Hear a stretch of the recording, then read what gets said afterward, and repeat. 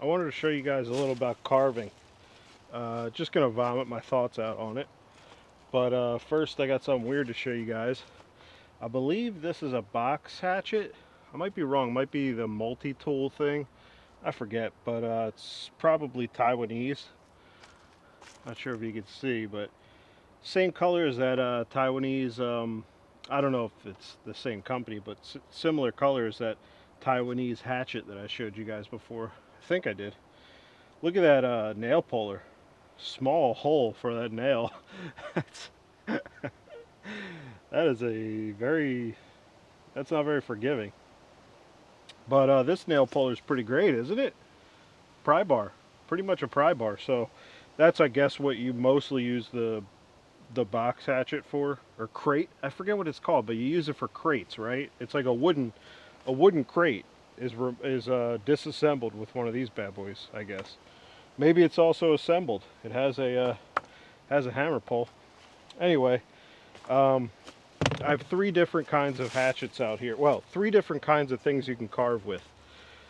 I have a single bevel, a straight bit single bevel. So what is this good for?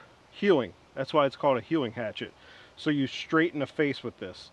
You wouldn't want to use this. You wouldn't want to use this. What you could do with this, but you could use this for pretty much everything. You can flatten sides with this. You can carve corners with this because the toe has a bit of sweep, and so does the heel. The heel has a little bit more sweep, but I think this is a Rhineland pattern, I believe. I hope you guys can see. I know I'm zoomed in, so I just put this back together. This is a Plum Victory. Really like this one. I broke the handle on this a long time ago, and I finally put it back together. So let's do a little carving with it. And I also have a machete, and that's just to shit on machetes. They're not anywhere close to the wood processing tool as a hatchet or an axe. Piece of shit. No, I'm kidding. This is a Tramontina 18. So cheap, very effective. This one's pretty thin. It's not really a wood heavy chopper, you'd call it, I guess. You can stab people, but legally, I don't recommend stabbing. Quite frankly, stabbing will get you in places you don't want to be. Now, I've found, now that I switched back to a single bevel, I've found you really gotta lighten up because it digs in so deep. The reason why the single bevel is so useful for some things is that your angle can be very shallow. So instead of like this, I could be like this and still penetrate. So I have to do these stop cuts. Otherwise it'll just dig in so far. And you can see I'm also prying. So this isn't the most efficient way to do it for your body, I would say. Oh boy. Okay, let's try to flatten this a little bit more. There's a hump right here. All right. Now this is beech, and it's slightly seasoned. You could feel it. So the one way to tell how wet a wood is if you put your kind of back of your hand on it and it's cold. It's probably a little wet. Let me check the old camera here. All right. Now, my favorite tool for carving that does everything and is underrated is just a regular hatchet. Watch this. So now the angle is a little bit more, but you can actually turn that. You can get a little less of a big angle if you make this edge a lot more keen. So watch this. Whoops. Now this is seasoned oak, so this is hard.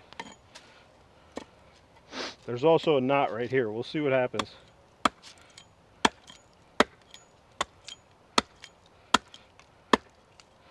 It's not the most comfortable handle. I gotta fix this. Hiya!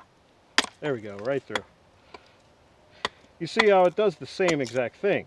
And with a hewing hatchet, you're not super accurate. It's not like the best surface you're getting. You know, you still got to do a little more work. If you're like, say, doing joinery, you still would use a hand plane or something. I could tell that this camera angle is bad. All right, there we go. And lastly, we'll go through a few more woods with these two hatchets I just showed you. But lastly, let's see what a machete does. Now, I won't have the same purchase, but this place is not sharp on this machete. I didn't sharpen it. They don't come sharp. I don't mind. You know, you don't usually, that's not the sweet spot of the machete, so.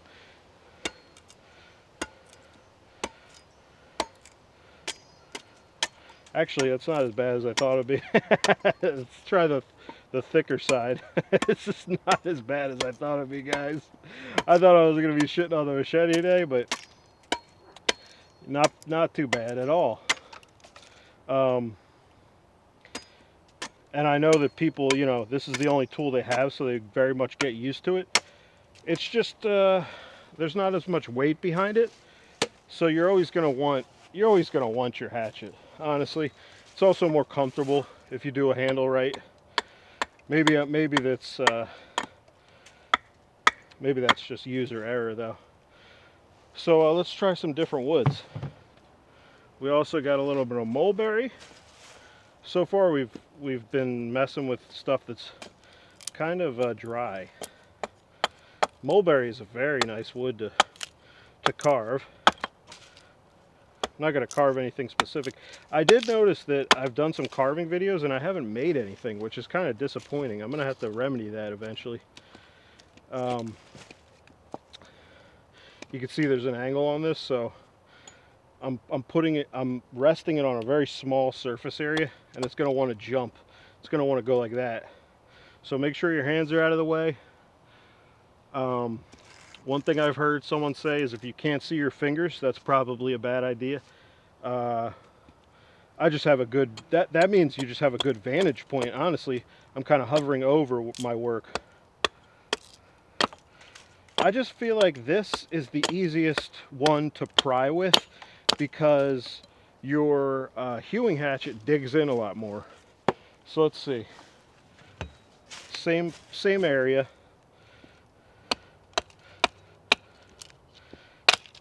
Maybe not. Maybe I spoke too soon. This is goofy. Now you see how my finger is over? That means I have to be very cautious not to go over. I mean, it's a dummy rule, but when you go over your hand, that means you can hit it. So it's just a nice way to keep yourself safe when you're an amateur.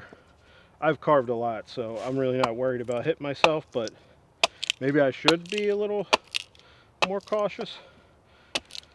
I think the most dangerous times are when the work, see how this is kind of difficult, it's digging in. You see how that's why you had to make those stop cuts, so the digging just tears out with the half hatchet. Yeah, but I think the most dangerous times for me are when I lose my grip, and so something happens like that. And maybe I have to work on like kind of taking my hand away, because what if my hand gets pulled in? Kind of like a table saw. That's scary shit. All right. Now that I did some stop cuts, you see how that just came right off?